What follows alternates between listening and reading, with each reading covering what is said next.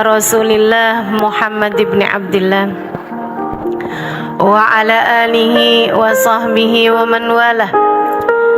Subhanaka la ilma lana illa ma 'allamtana innaka antal alimul hakim. Rabbi shrah li sadri wa yassir li amri wahlul 'uqdatan min lisani yafqahu qawli. Amma ba'du. Ibu-ibu sekalian, kakak-kakakku, adik-adikku, anak-anakku, yang semoga semuanya berada dalam rahmat ridha Allah Subhanahu wa taala. Semoga dipanjangkan umurnya, sehatkan badannya, dimurahkan rezekinya. Urusan rezeki kayaknya aminnya lebih kenceng gitu ya. Alhamdulillah. Mudah-mudahan Allah bahagiakan hidup kita dunia akhirat. Amin. Pertama-tama saya umumkan dulu untuk tidak ada yang ambil gambar baik foto maupun video ya, karena memang saya kalau di luar bernikob, cuman kalau bicara pakai tutup muka rasanya nggak akrab gitu. Saya kepengen ibu-ibu melihat senyum saya ya. Jadi di fotonya dalam hati aja. Mudah-mudahan Allah Subhanahu wa taala karuniakan kebahagiaan, kebaikan bagi kita sekalian dunia akhirat insyaallah. Amin. Baiti jannati, rumahku syurgaku. Ibu, sebelum mulai saya berharap ibu-ibu berkenan membaca suratul Fatihah. Kita minta kepada Allah, semoga Allah anugerahkan kepada kita ilmu yang manfaat, ilmu yang menjadi cahaya bagi kehidupan kita, ilmu yang tidak hanya masuk telinga kanan, keluar telinga kiri begitu saja, akan tetapi ilmu yang kita simak dengan kedua telinga kita masukkan dalam pikiran kita letakkan dalam hati kita menjadi cahaya yang menerangi kehidupan kita, ilmu yang memandu kita dalam kehidupan, sehingga mudah-mudahan sepulang dari sini semua keluarganya menjadi keluarga yang penuh keberkahan. Sepulang dari sini rumah tangganya menjadi baiti jannati. Sepulang dari sini mudah-mudahan rumah tangga yang sudah dibina selama ini, keluarga-keluarga kita menjadi keluarga tempat surga bermula dari sana. Hidup bahagia di dunia hingga kelak berakhir dengan surga. Amin ya rabbal. Al-Fatihah biniyatin nafa' wal intifa' wal mudzakarah wat tadhkir ibtigha mardatih wa qurbih wa thawabih wa husnil khatimah ma'lutful afiyah wa salahil akibah wa ila hadratin nabi. Al-Fatihah.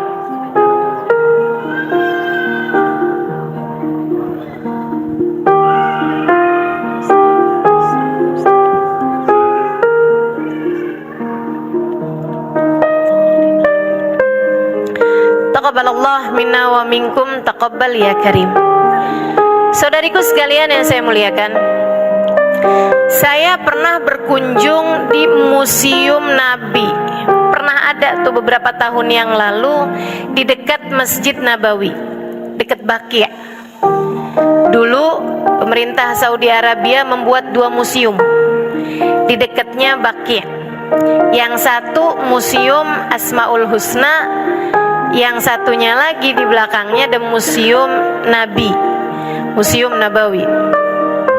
Sedikit sekalian, yang sekarang ada sisa Museum Asmaul Husna ya.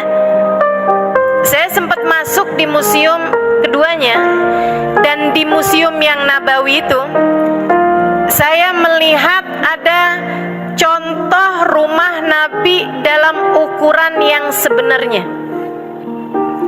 Jadi digambarkan di sana rumah perkiraan rumah Nabi Muhammad alaihissalam dalam ukuran yang sebenarnya diambil dari hadis-hadis Nabi Muhammad alaihissalam, diambil dari cerita para sahabat Nabi.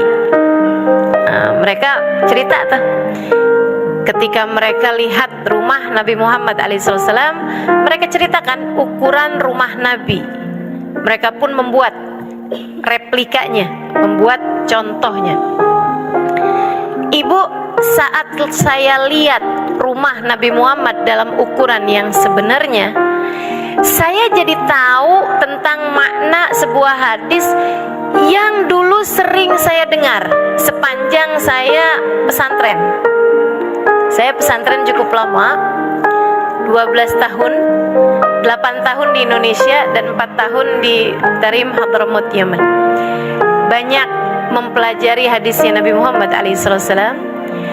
Ada salah satu hadis tuh yang bercerita Nabi Muhammad sholat malam, kemudian menyingkirkan atau mengesampingkan kaki Sayyidah Aisyah. Mungkin teman-teman juga sering dengar hadis itu. Jadi Nabi sholat, kemudian tangan beliau mengesampingkan atau menyampingkan, menggeser kaki Sayyidah Aisyah. Dari hadis ini Al-Imam Malik menghukumi bahwasanya suami istri kalau bersentuhan tanpa nafsu nggak batal. Imam Syafi'i mengatakan bahwa itu kekhususan buat Nabi Muhammad, suami istri bersentuhan batal. Sedikit sekalian, ketika saya mendengar hadis ini nih, saya berpikir dua hal. Yang pertama, wah, Nabi sayang banget ya sama Sayyidah Aisyah, sampai tidur aja di dekat tempat tidurnya Sayyidah Aisyah, sholat aja di dekat tempat tidurnya Sayyidah Aisyah. Saya mikirnya begitu. Atau makna yang kedua, Sayyidah Aisyah tidurnya banyak gerak ya, sampai beliau tidur ke dekat tempat sholat Nabi Muhammad SAW. Ketika saya melihat rumah Nabi Muhammad dalam ukuran sebenarnya, replika, contoh rumah Nabi, saya jadi faham ada makna yang ketiganya. Saudaraku sekalian saya muliakan, kenapa kok Nabi sholat sampai menyingkirkan atau menggeser kaki Sayyidah Aisyah?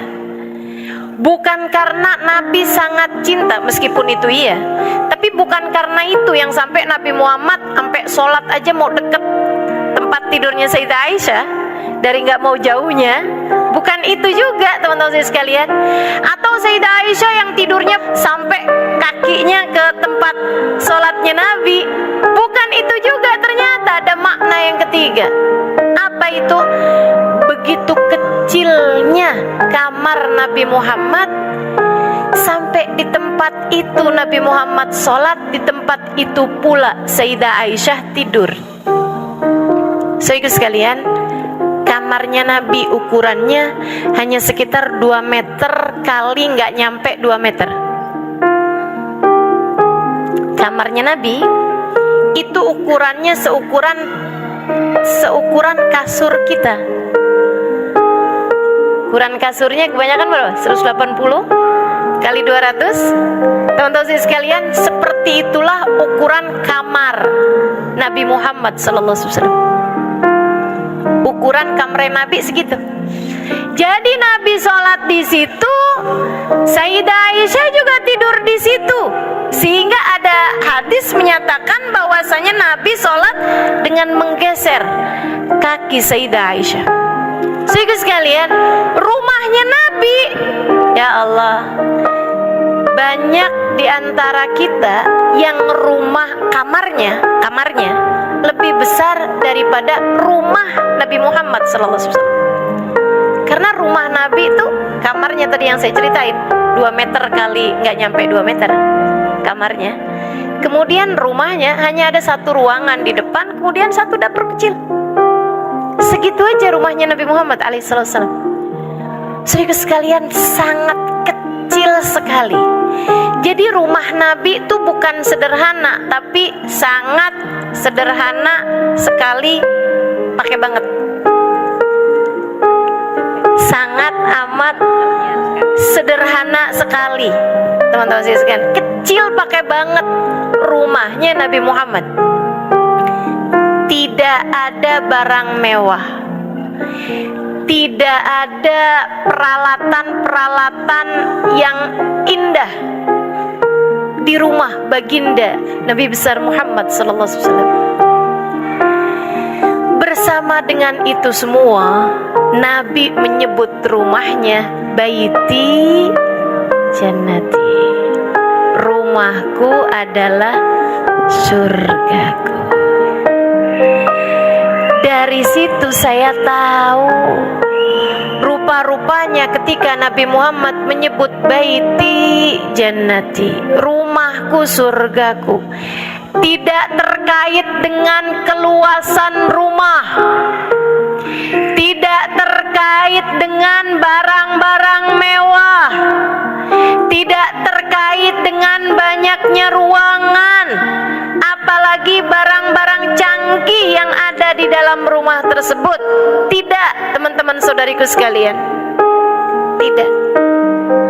Karenanya, kalau kita melihat rumah kita, sebenarnya sangat mungkin untuk kita juga berkata baiti jannati, rumahku adalah surgaku.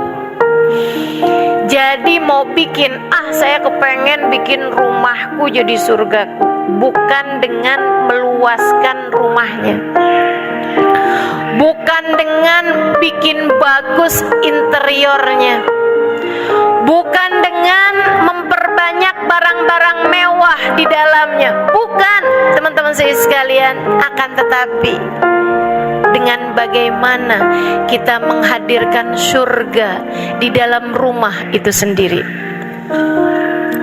Gimana caranya? Nih, yuk kita mau bahas pelan-pelan. Teman-teman saya sekalian yang saya muliakan, gimana caranya bikin rumah kita menjadi baiti jannati? Nomor 1, iman. Nomor 1 apa? Kalau kamu kepengen rumahmu menjadi baiti jannati, orang-orang di dalam rumah tersebut pastikan semuanya orang-orang yang beriman. Seorang istri yang beriman, suami yang beriman, anak yang beriman, orang tua yang beriman, saudara yang beriman, memungkinkan untuk terciptanya surga dalam sebuah rumah tangga. Kita semua beriman kok Ustazah, tapi kok rumah kita nggak kayak surga ya? Selalu ada saja kemarahan, selalu ada saja hal-hal yang tidak menyenangkan dalam rumah. Rasanya belum pantas untuk menyebut baiti jannati. Imannya berarti kurang. Sebab yang dimaksud dengan iman di sini, teman-teman saudara sekalian, bukan sekedar berkeyakinan bahwa Allah Tuhan kita, Nabi Muhammad Nabi kita.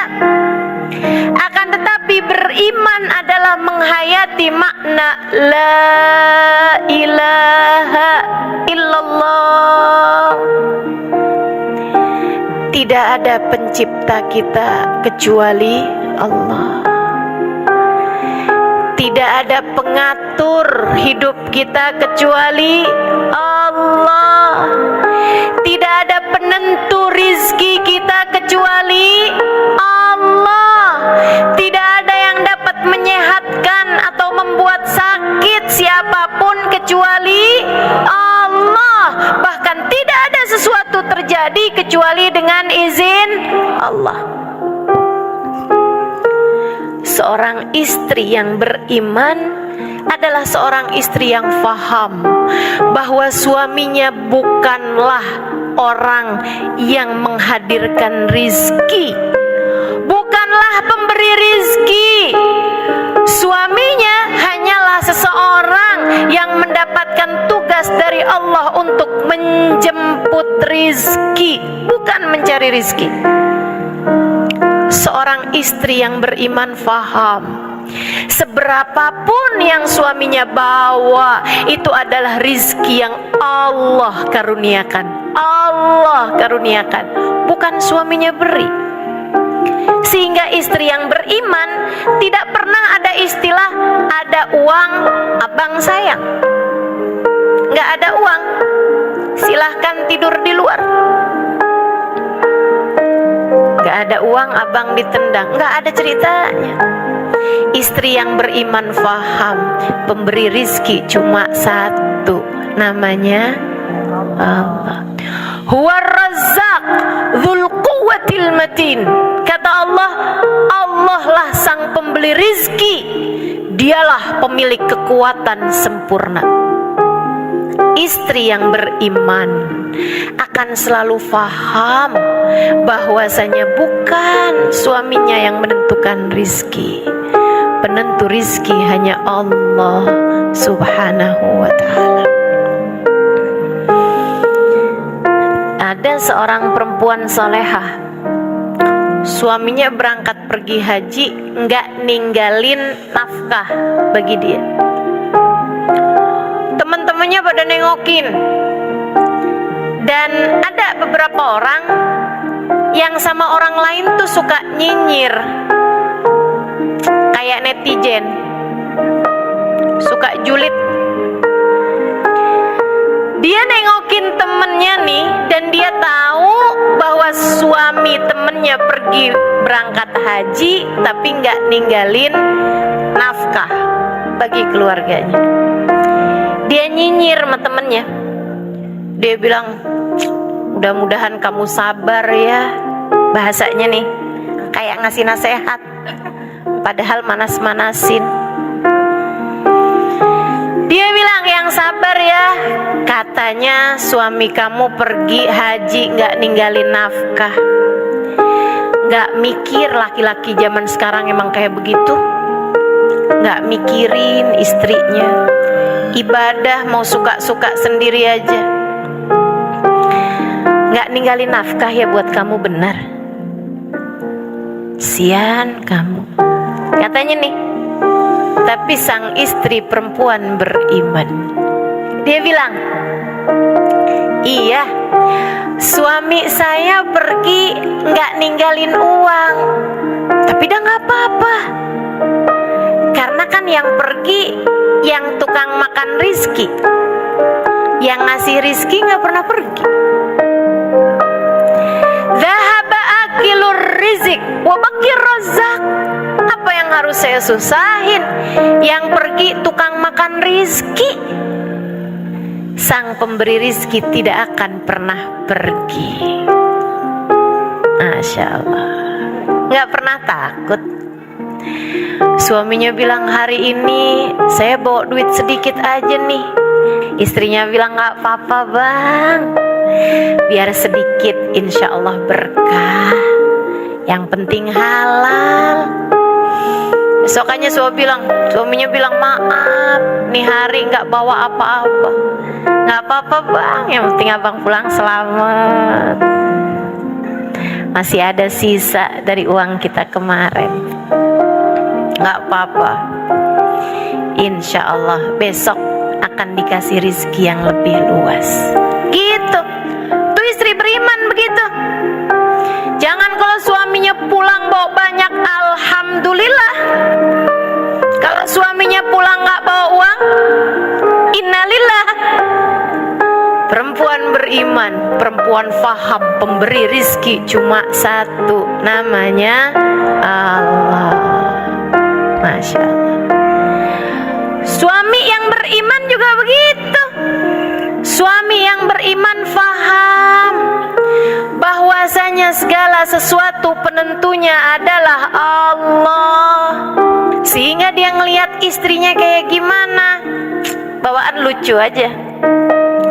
Dia melihat Allah dalam segala sesuatu. Ibu yang beriman juga begitu. Anaknya seperti apapun gak jadi soal. Anaknya hasil sekolahnya bagus, alhamdulillah nak. Allah kasih kecerdasan, Allah kasih kemudahan, nilaimu bagus di sekolah, alhamdulillah, makasih ya Allah.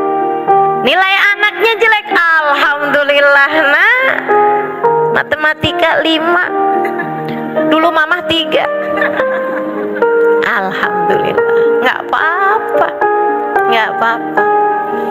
Tenang aja nak, gak apa-apa. Mama akan selalu sayang sama kamu, sebab kamu adalah hadiah terindah yang Allah berikan dalam hidup mama. Perempuan beriman faham, anaknya bukan miliknya. Anaknya adalah milik Allah Subhanahu wa ta'ala. Ketika dia menyakiti anaknya, berarti dia telah kurang ajar kepada Allah Subhanahu wa ta'ala. Ketika dia memukul anaknya, berarti dia telah mendurhakai Allah Subhanahu wa ta'ala sebagai sang pemberi rizki tersebut kepadanya.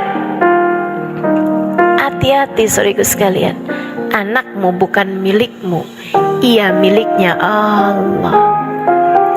Ketika kamu pukul anakmu, kamu bikin malu anakmu, kamu marah-marahin anakmu, anakmu sakit hati dan Allah pun tidak ridho padamu. Hambaku kok, kenapa kamu berbuat seperti itu padanya? Berhati-hatilah kamu padaku. Ittaqillah wa'dilu fi auladikum. Kata Nabi Muhammad, takutlah kamu kepada Allah dan berbuat adillah kepada anak-anakmu. Jangan pernah bandingkan anak satu dari yang lain, sebab semua anak pada hakikatnya bukan milikmu, ia adalah miliknya Allah. Ketika anak sakit hati, Allah pemiliknya menjadi tidak ridho padamu. Beriman. Orang yang beriman hidupnya akan bahagia. Dia ngelihat apapun ingat Allah Subhanahu wa ta'ala, karena tahu tidak ada sesuatu terjadi kecuali dengan izin Allah. Tidak akan pernah dibanding-bandingkannya kehidupan dirinya dengan kehidupan orang lain. Gak akan dibilang sama suaminya, ya ampun bang, jadi bini abang, kenapa gak kayak jadi bini orang?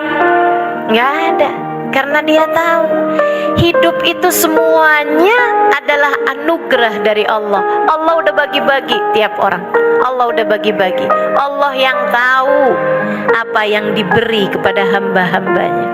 Teman-teman saudaraku sekalian yang saya muliakan, orang-orang yang beriman hidupnya akan lebih bahagia. Nabi Muhammad alaihissalam, ketika Sayyidina Anas ibn Malik, orang yang khidmah Nabi, khidmah bukan anak pun, bukan putra Nabi, bukan, tapi tinggal barengan sama Nabi, buat khidmah sama Nabi, melayani Nabi, nyuciin piring, nyuciin baju, bersih-bersih rumah. Anas satu ketika buat kesalahan, pecahin piring. Istri Nabi mau negur, ya Anas, kenapa kamu pecahin piringnya? Nabi begitu lihat istrinya udah mau ngomel, Nabi Muhammad bilang, da'u illam yuridillahu an yaf'alah lama fa'alah. Jangan dimarahin Anas, jangan dimarahin. Kalau piring itu tidak ditakdir pecah sama Allah, nggak bakalan pecah. Tuh Nabi, kalau tidak ditentukan Allah terjadi, tidak akan terjadi. Ingin rumah tanggamu menjadi baiti jannati, pastikan ada iman dalam hatimu. Ngelihat suami, jangan hanya ingat dia namanya fulan sebagai suamimu atau bapak anak-anakmu, tapi kamu lupa bahwa dia adalah hambanya Allah yang Allah jadikan surgamu berada dalam tangannya. Kunci surgamu adanya di tangannya, teman-teman saudara sekalian. Maka berimanlah kepada Allah dan jadilah istri yang solehah, insya Allah. Nomor 1. Yang nomor 2, kalau pengen jadi baiti jannati, rumahku adalah. Yang nomor 2, akhlak. Saudaraku sekalian, saya muliakan akhlak. Bangunlah akhlakmu, kepribadian yang baik di dalam rumahmu. Jangan kalau sama orang yang jauh-jauh kamu bisa buat baik, tapi di dalam rumahmu sendiri kamu kehilangan akhlak yang mulia. Kalau ketemu sama orang senyum, pergi kondangan senyum, ketemu sama orang senyum, tapi di dalam rumah suaminya udah lupa muka istrinya kalau lagi senyum. Nggak tahu istri saya kalau senyum kayak gimana, udah lupa. Terakhir senyum zaman tahun, Masya Allah, Masya Allah. Saudara sekalian yang saya muliakan, tahukah kamu bahwa senyuman tak pernah hilang dari raut wajah Nabi besar Muhammad? Ma ra'aina ahadan akthar wa abha ibtisaman min Rasulillahi sallallahu alaihi wasallam. Para sahabat meriwayatkan, kami tidak pernah melihat siapapun lebih indah sekaligus lebih sering, lebih banyak senyumnya daripada baginda Nabi besar Muhammad. Jangan hanya ketika kamu bahagia kamu tersenyum, akan tetapi justru tersenyumlah untuk lebih banyak mendapatkan kebahagiaan demi kebahagiaan. Yuk teman-teman sekalian, latihan. Nanti pulang-pulang ketemu suaminya senyum yang manis. Ini pulang-pulang ngaca ya nanti ya. Latihan, kira-kira model senyum yang kayak gimana yang paling manis? Teman-teman saya sekalian, senyum bukan senyum-senyum, beda tuh. Kalau senyum-senyum tuh nggak ada yang disenyumin di jalanan. Itu sih bukan senyum namanya, bukan akhlak namanya, tapi gila. Sedikit sekalian saya muliakan, yang saya maksudkan dengan akhlak adalah senyum. Kata Nabi Muhammad alaihissalam, ibtisamak ala wajhi akhikal mu'min sadaqah. Senyummu di wajah seorang mukmin adalah sedekah. Maka teman-teman saya sekalian, di dalam rumahmu tebarkan sedekah. Di dalam rumahmu tebarkan kasih sayang. Ayo latihan senyum sama suami. Ibu-ibu saya sekalian, saya pernah baca sebuah hadis, Allah marah kepada orang yang tertawa terbahak-bahak. Allah gak suka sama orang yang ketawa cekikikan sampai pegang-pegang perutnya. Allah gak suka, kecuali dari sepasang suami istri yang sedang bercanda. Jadi nih, kalau kamu adalah istri bagi suamimu, kamu bercanda sama suamimu sampai ketawa, sampai cekikikan, itu Allah akan tetap ridho dan suka kepadamu, teman-teman saya sekalian. Tapi memang jarang-jarang nih. Biasa suka pada ketawa-ketawa sama orang, tapi kalau sama keluarga sendiri jarang-jarang. Nah nih, itu kemarin ya, sepulang dari sini insya Allah kita benerin akhlak kita. Ma takallama ma tahaddatsa bihaditsin illa wa tabassam. Nabi tidak mengucapkan satu ucapan melainkan diiringinya dengan senyuman. Tuh, Nabi tuh ngomong sama Sayyidah Aisyah senyum, ngomong sama putrinya senyum, ngomong sama sahabatnya senyum, sambil ngomong senyum, seneng, ulela cakep senyum mulu. Kadang-kadang kita nih udahlah gak seberapa cakep, senyumnya mahal lagi. Ya Allah, ya Allah, kesian suaminya. Sian, suaminya sampai nggak pernah nonton film horor. Dia bilang ada yang lebih nyeremin dari semua hantu. Siapa Pak? Istri saya. Masya Allah, Masya Allah. Anak-anak juga gitu, sampai malu sama temen-temennya. Teman-temannya pada nanya, itu ibu kamu? Gitu deh. Malu. Kenapa? Akhlaknya nggak bener. Teman-teman sekalian, yuk belajar berakhlak. Muliain yang tua, sayangi yang muda. Kan begitu? Belajar untuk tidak berbicara kecuali dengan bahasa yang manis. Teman-teman sekalian, saya punya cerita. Saya punya guru Al-Mukarramah wal Muhtaramah wa Nur. Satu waktu bercerita, ketika ada beberapa orang perempuan ngadu sama beliau tentang suaminya, Baba Nur bilang, udahlah, rumah tangga itu emang pasti diuji.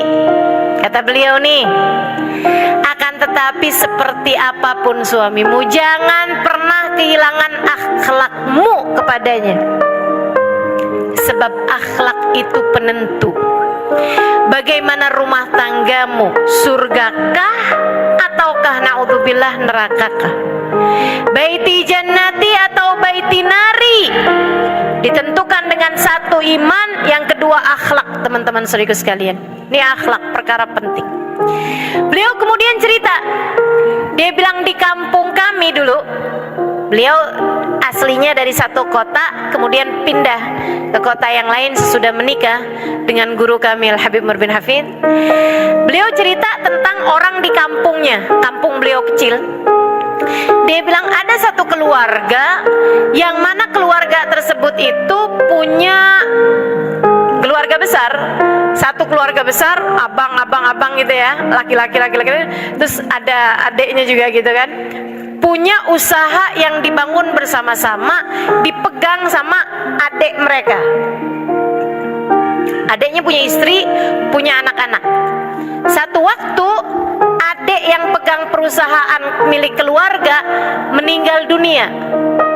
Khawatir, keluarga besar khawatir, ini kalau sampai istrinya sudah selesai masa iddah, dilamar orang, kemudian menikah, ini urusan bisnis keluarga bisa porak-poranda. Karena selama ini yang ikutan mengurus bisnis keluarga itu adalah juga istrinya, selain daripada suaminya yang meninggal tadi. Jelas gak kira-kira? Jelas ya. Apalagi ditambah dengan ada anak-anak, kan nanti kalau kawin sama orang lain, urusan warisan apa segala macam ruwet lagi. Jadi mereka pun rapat keluarga besar. Ini gimana nih? Ini kita mesti kawinin janda saudara kita ini nih sama keluarga kita sendiri, biar nggak kemana-mana usaha milik keluarga. Akhirnya teman-teman sekalian, diambillah salah satu dari anak mereka. Jadi keponakan, tapi anak dari salah satu abang yang paling tua. Umurnya masih sekitar 25 tahunan, sementara yang perempuan ini, si janda ini umurnya sekitar 40 tahunan lebih. Jadi kayak berasa kawin sama tante ya. Dan memang tante gitu kan, asalnya kan istrinya paman. Si anak laki-laki ini nangis-nangis gak mau kawin. Semua itu udah protes. Dia bilang, ya Allah, ayah tega banget sih ya, masa saya mau dikawinin sama perempuan tua ya, yang udah saya anggap sebagai ibu saya sendiri ya. Masa sih ya? Kata ayahnya pokoknya nggak mau, nggak bisa. Daripada urusannya nanti berantakan, kamu harus kawin. Saudaraku sekalian, dia pun kawin ala safe, istilahnya kawin dengan pedang di leher, kawin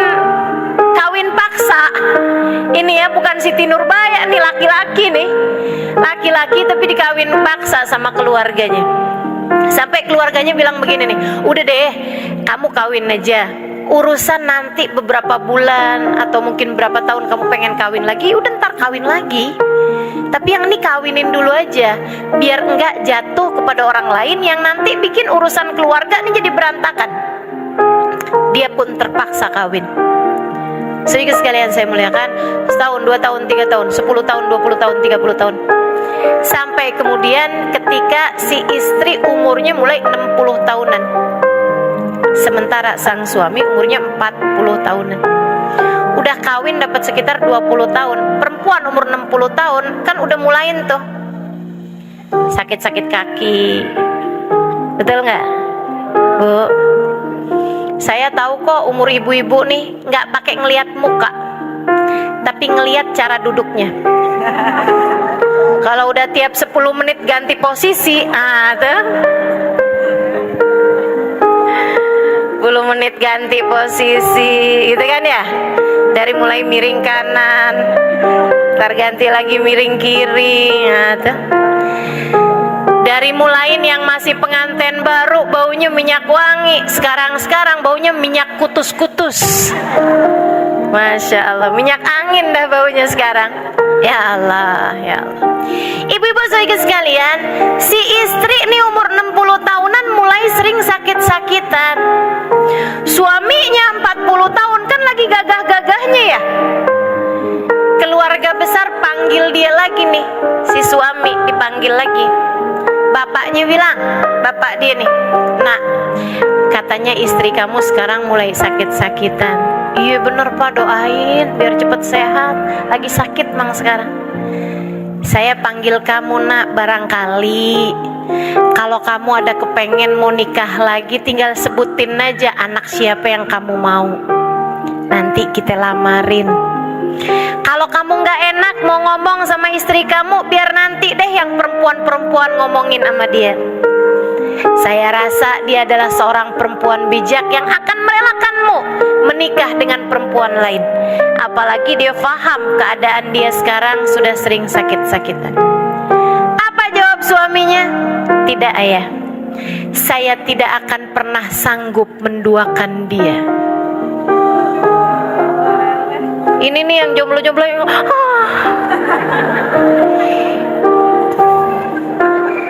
sisain satu buat saya, katanya gitu.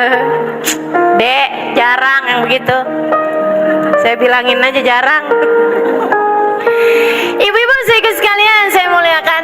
Jadi nih, suami bilang, ayah maafkan saya tidak akan sanggup menduakan dia. Ayahnya nanya, kenapa gitu nak? Kan kamu dulu kawin juga dengan terpaksa. Sekarang istri kamu memang sudah sakit-sakitan, kita ngerti kok, nggak apa-apa. Siapa aja yang kamu mau? Enggak ya, saya nggak akan bisa menduakan dia. Kenapa gitu? Saya juga memang nggak akan pernah bisa mendapati perempuan seperti dia. Kenapa? Dia bilang, ayah, saya sampai sekarang gak pernah tahu muka cemberut istri saya kayak gimana. 20 tahun nikah, istrinya kalau lihat suaminya senyum gak pernah hilang. Ya Allah, ini tamparan buat para istri. Ayo nih. Dia bilang, saya menikah 20 tahun sama dia, saya gak tahu muka dia kalau lagi cemberut, kalau lagi kesel, marah, kayak gimana, masih saya gak pernah tahu. Dari sejak awal kawin sama dia ya, tidak sekalipun telinga saya mendengar dia berkata tidak kepada saya. Tiap kali dia akan bilang sama saya, kalau saya panggil dia akan bilang lebek habibi, dengan senyumannya. Apa aja yang saya mau dia akan kerjakan dengan penuh sukacita. Dia bilang, suaminya ini bilang, dia telah memperlakukan saya bak raja. Saya akan belajar untuk menjadikan dia sebagai ratu bagi kehidupan saya. akhlak, saudariku sekalian. Akhlak. Yuk belajar. Pengen baiti jannati bukan dengan ganti sofa. Pengen rumahku surgaku bukan dengan nambahin PK-nya AC. Bukan, saudariku sekalian. Di rumah berasa panas nih, kita ganti AC deh yang lebih besar PK-nya. Bukan begitu. Mau kamu buat rumahmu menjadi baiti jannati, rubah akhlakmu, saudariku sekalian. Perbanyak senyum. Muliakanlah dirimu dengan kemuliaan akhlak kepada suamimu. Muliakan dirimu dengan kamu dapat menyayangi anak-anakmu. Berakhlaklah yang baik sama anak. Jangan kasar-kasar ngomongnya, apalagi sampai kotor ngomong kepada anaknya. Ibu, ucapanmu adalah doa bagi anak-anakmu, maka berakhlaklah mulia kepada anak-anakmu. Kamu akan melihat benih-benih akhlak akan dimunculkan oleh anak-anakmu. Insya Allah. Yuk kita niat dari sekarang mau belajar berakhlak yang mulia sama orang tua kita. Jangan pernah sakiti hatinya. Adik-adik, orang tuamu Allah Subhanahu wa ta'ala jadikan keridhaan Allah ada pada keridhaan mereka. Yang masih belum pada punya suami, tinggal sama orang tuanya, Allah jadikan keridhaan Allah ada pada keridhaan orang tuamu. Sampai Nabi Muhammad bilang, memandang wajah ibu dengan pandangan penuh cinta lebih Allah sukai di saat kamu memandang Ka'bah. Kamu pandang ibumu dengan pandangan penuh cinta, itu lebih Allah sukai daripada saat kamu memandang Ka'bah. Padahal padahal memandang Ka'bah sekali seperti ibadah 1 tahun. Nazarah ilal Ka'bah ke ibadah sana. Mandang Ka'bah sekali kayak ibadah setahun. Siam naharaha wa qiyam lailiha. Kata Nabi Muhammad, siangnya kamu pakai buat puasa, malamnya kamu pakai buat tahajud setahun. Mandang Ka'bah sekali setara dengan itu. Kita nggak usah jauh-jauh ke Ka'bah. Adik-adik masih tinggal dengan orang tuanya, ada yang lebih utama bagimu bahkan melebihi Ka'bah. Memandang wajah orang tuamu. Pandang wajah ibumu dengan pandangan penuh cinta. Sampai ada seorang kiai itu, pas waktu dia ngelihat Ka'bah matanya meremlek. Santrinya nanya sebelah, "Kiai kelilipan?" "Enggak." "Kenapa gitu Kiai?" "Biar dihitung banyakan." Nabi bilang mandang mandang Ka'bah sekali kayak ibadah setahun, nak. Saya ngeliatin Ka'bah meremlek setahun, 2 tahun, 3 tahun, 4 tahun gitu. Biar dihitung banyak. Masya Allah. Ini kita nih mandang wajah orang tua kita dengan pandangan penuh cinta lebih utama daripada kita melihat Ka'bah. Asal jangan meremlek kayak gitu aja. Kita pandangin wajah ibu kita dengan pandangan penuh cinta sambil pijit-pijitin kakinya, sambil pegang-pegangin tangannya. Ibu nanya, "Kenapa nak? Senang punya mama. Sehat-sehat ya ma. Doain terus saya ya ma. Yang ridho ya ma, yang seneng ya ma. Jangan susah-susah, jangan sedih-sedih. Mama adalah jimat terbesar yang Allah berikan dalam hidup saya." Gitu dek. Dengan cara itu rumahmu menjadi baiti jannati.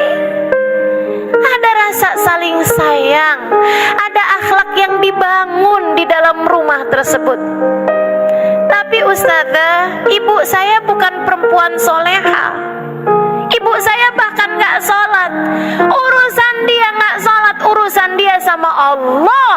Kamu tidak bisa milih lahir dari perempuan seperti apa. Akan tetapi yang Allah minta darimu adalah memperbaiki akhlakmu kepada seorang perempuan yang dari rahimnya kamu lahir di atas muka bumi ini. Maka tidak masalah siapa orang tuamu, yang masalah adalah kamu berakhlakul karimah kepada mereka.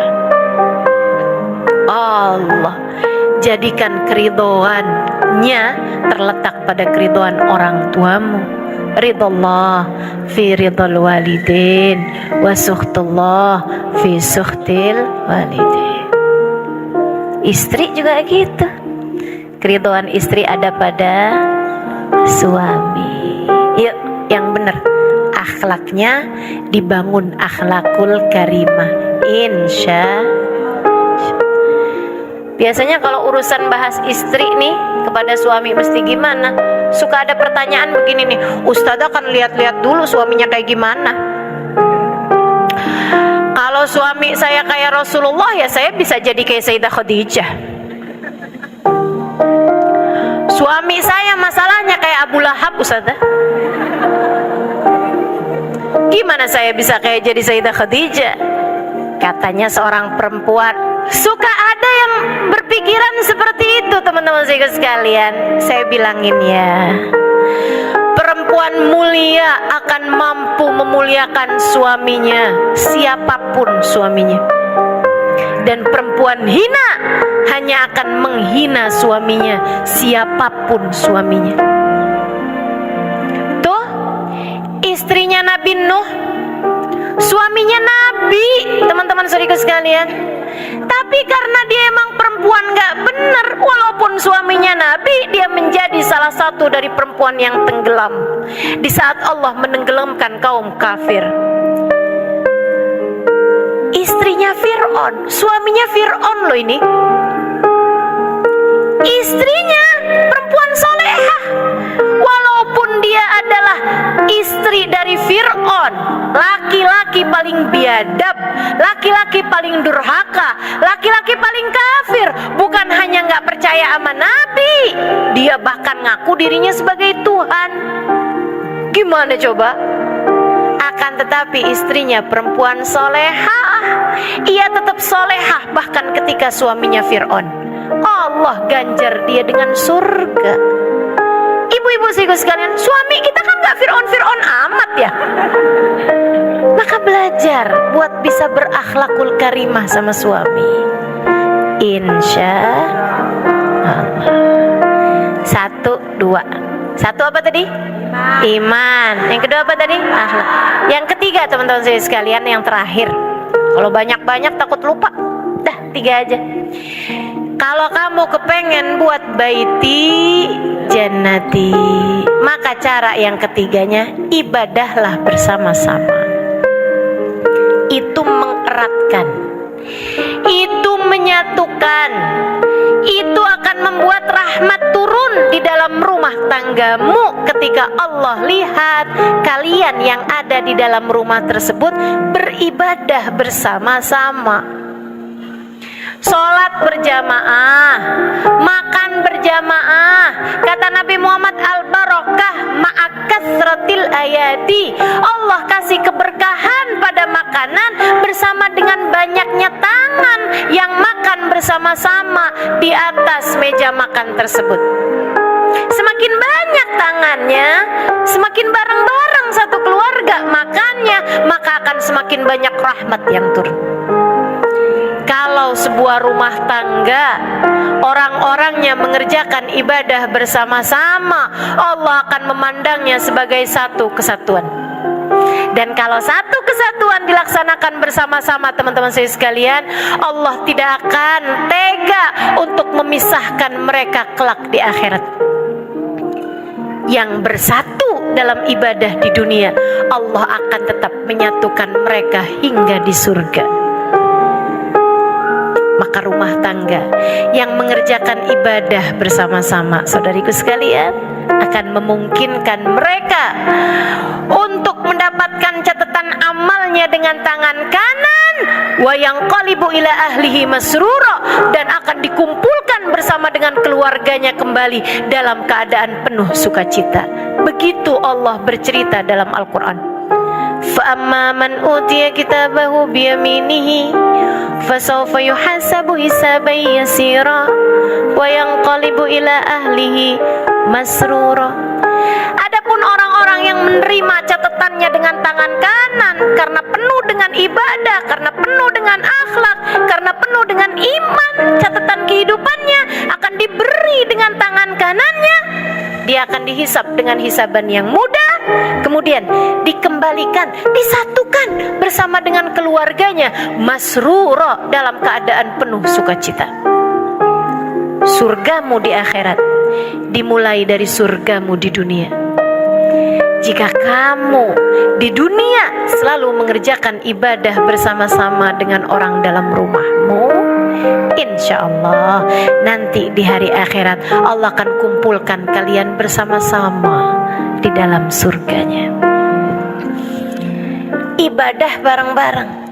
Jangan lupa juga, ini diajarin guru saya dari hadisnya Nabi Muhammad SAW.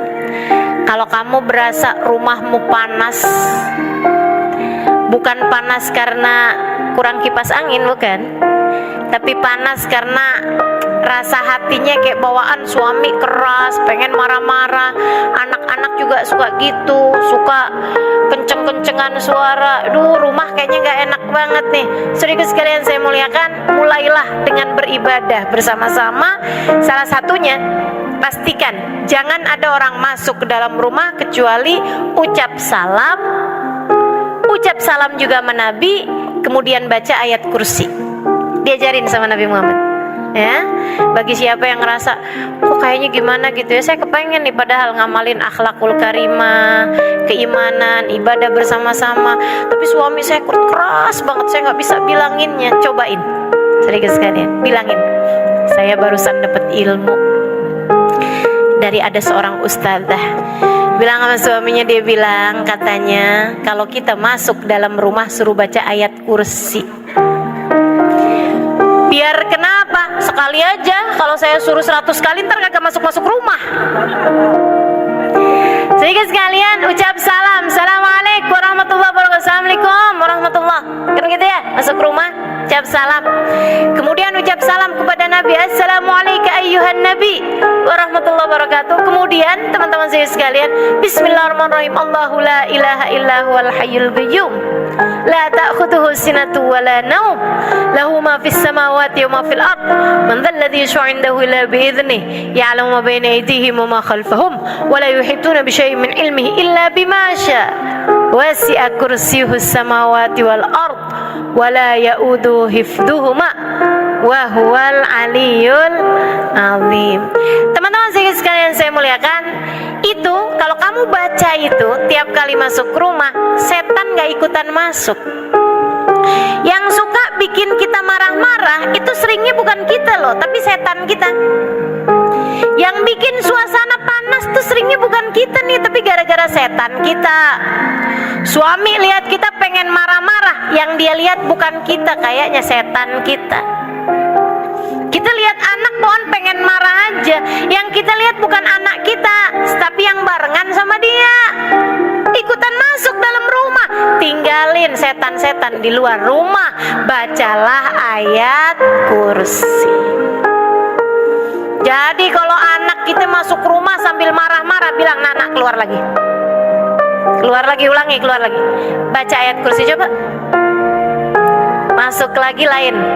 Ya, suami gitu juga gitu. Oh, dia marah-marah, pasti abang lupa nih baca ayat kursi nih. Coba bang, keluar lagi bang. Teman-teman sekalian yang saya muliakan, ibadah bersama-sama, sholat berjamaah, nyatuin hati.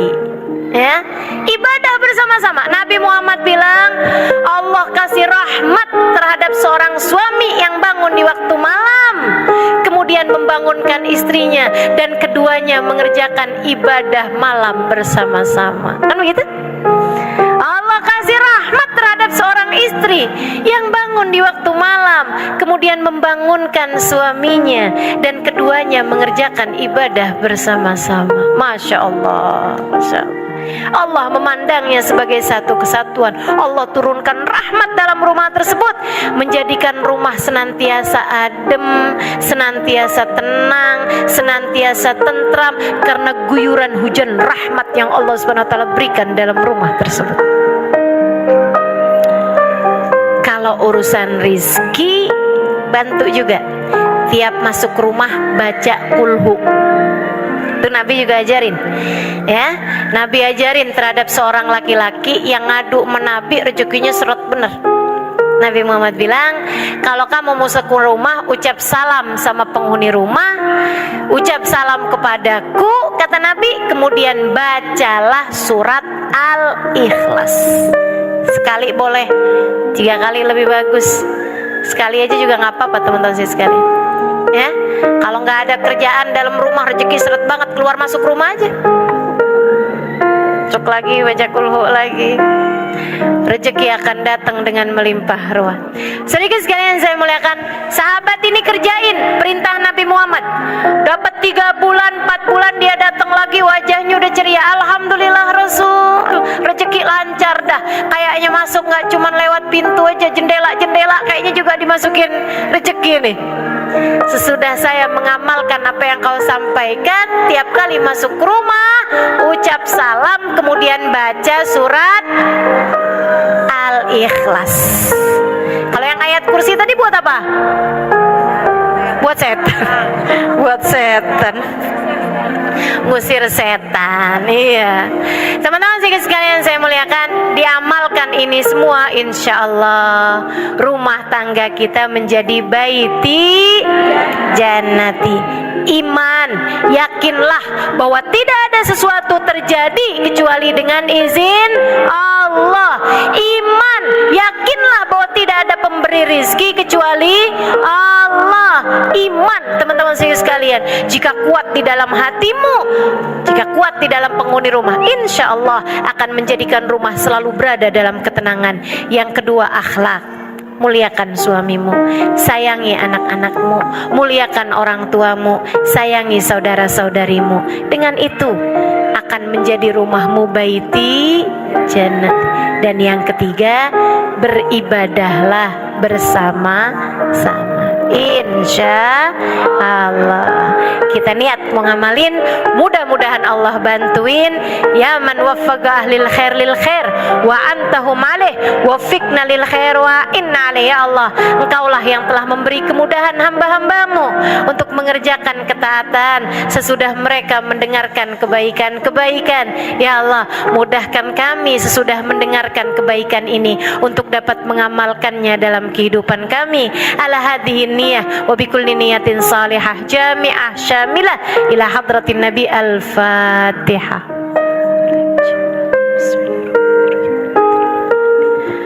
Ar-Rahmanir-Rahim Maliki Yaumiddin. Iyyaka na'budu wa iyyaka nasta'in. Ihdinas siratal mustaqim.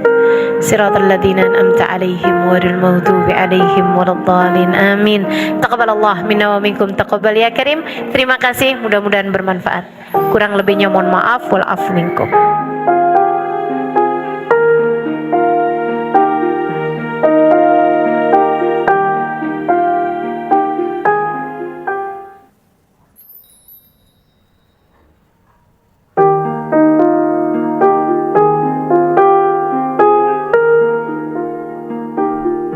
Alhamdulillah, wassalatu wassalamu ala rasulillah Muhammad ibn Abdillah wa ala alihi wa sahbihi wa man walah.